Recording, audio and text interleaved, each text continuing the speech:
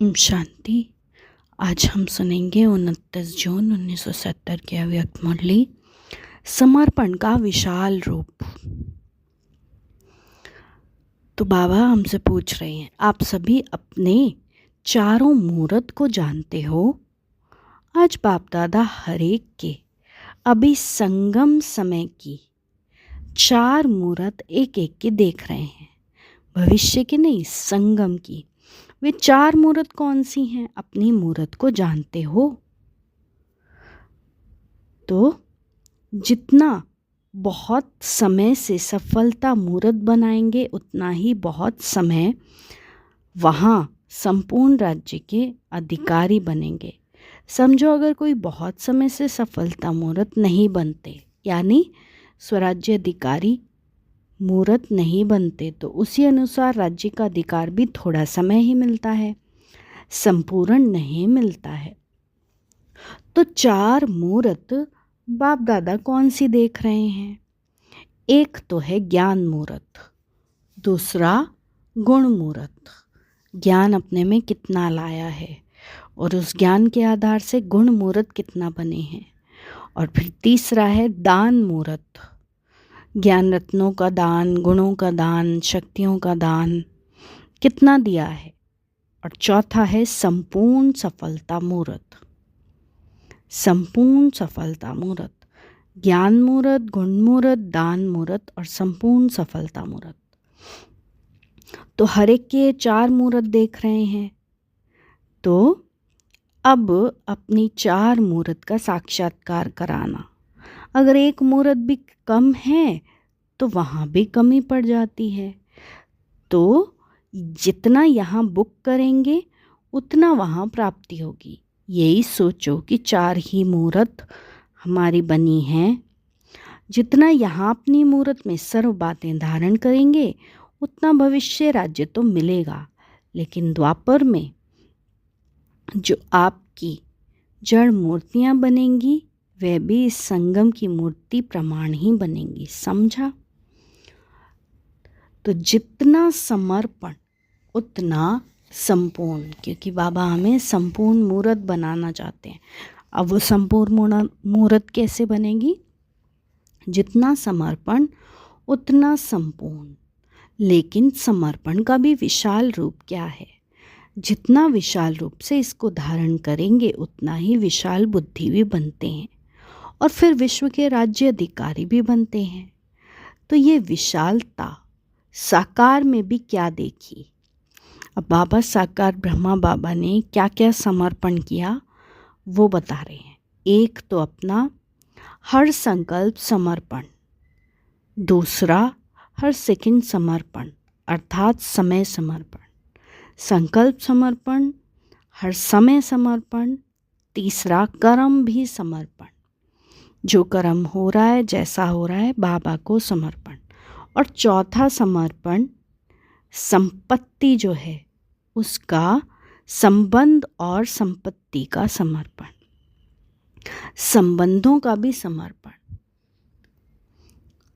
लेकिन ये जो आत्मा और शरीर का संबंध है उसका भी समर्पण, इतने तक समर्पण किया है। विनाशी संपत्ति तो कोई बड़ी बात नहीं है, लेकिन जो अविनाशी संपत्ति, सुख, शांति, प्रेम, आनंद की प्राप्ति होती है, जन्म सिद्ध अधिकार के नाते उसको भी आत्माओं की सेवा में समर्पण कर दिया। ये ब्रह्मा बाबा ने जो जो समर्पण किया वो बाबा हमारे सामने रख रहे हैं। बच्चों की शांति में स्वयं की शांति समझी, तो आत्माओं को शांति देने में ही अपनी शांति समझी। ये है लौकिक संपत्ति और साथ साथ ईश्वरीय संपत्ति को भी समर्पण करके अपनी साक्षी स्थिति में रहना। तुम समर्पण का इतना विशाल रहस्य समझा?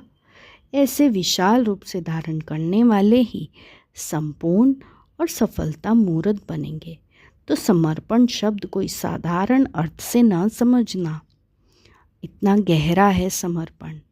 संकल्प समर्पण, समय समर्पण, लौकिक संबंध समर्पण, कर्म भी समर्पण, यहाँ तक कि आपने प्राप्त किए हुए गुण शक्तियों को भी दूसरों को दान देना, यहाँ तक समर्पण करना है। समर्पण करना अर्थात महादानी बनना और औरों का शुभ चिंतक बनना। इतने तक समर्पण बनने वाले को संपूर्ण समर्पण कहा जाता है। तो अपनापन बिल्कुल समाप्त हो जाए।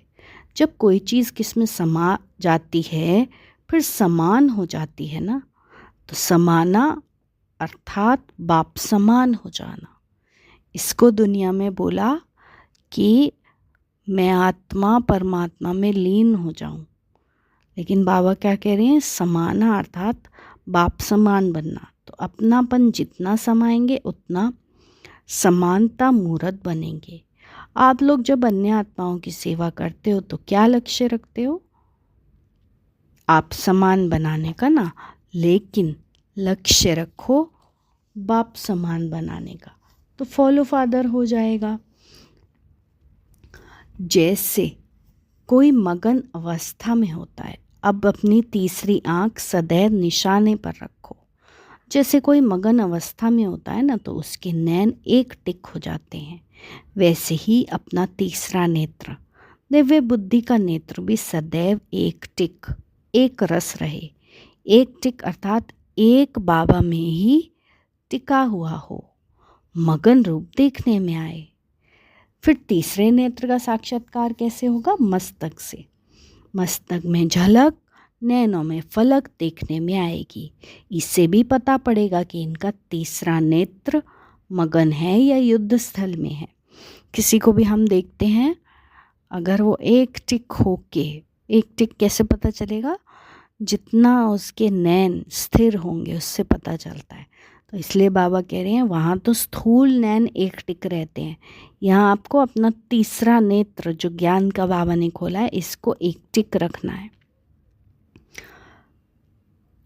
जब आँख थोड़ी ठीक नहीं होती तो पलक घड़ी घड़ी नीचे ऊपर होती है ना, ये भी तीसरा नेत्र अगर यथार्थ रीति से ठीक होगा, अर्थात दिव्य बुद्धि यथार्थ रीति से स्वच्छ होगी तो एक टिक होगा। आँख में कोई किचड़ा आदि पड़ जाता है तो क्या होता है?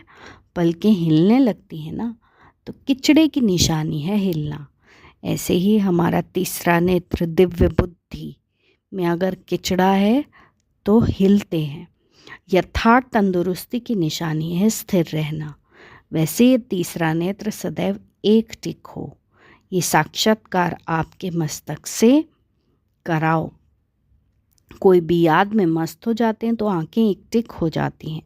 तो यहाँ भी संपूर्ण स्थिति में वही टिक सकेगा जो एक की याद में मगन होगा, नहीं तो नैनों के माफिक बंद होते खुलते रहेंगे, एक टिक नहीं हो सकेंगे। अगर कोई किचड़ा हो तो जल्दी निकालो। तो बाबा कह रहे हैं दिव्य बुद्धि में जितना भी किचड़ा हो तो उसको जल्दी निकालो। जैसे फ़ोटो निकालने के समय हिलना बंद करते हैं ना, अगर फ़ोटो हिला तो फ़ोटो खराब हो जाती है। वैसे ही आपकी अवस्था हिलती रहेगी तो फ़ोटो निकालते समय अपने को कितना स्थिर रखते हो उस पर अच्छी फ़ोटो आती है ना। तो इसको बाबा कह रहे हैं सदैव समझो हमारा फ़ोटो निकल रहा है। स्पष्ट साक्षात्कार के लिए स्थिर बुद्धि एक टिक स्थिति आवश्यक है। समझा? अभी ये सब करना है। अच्छा, ओम शांति।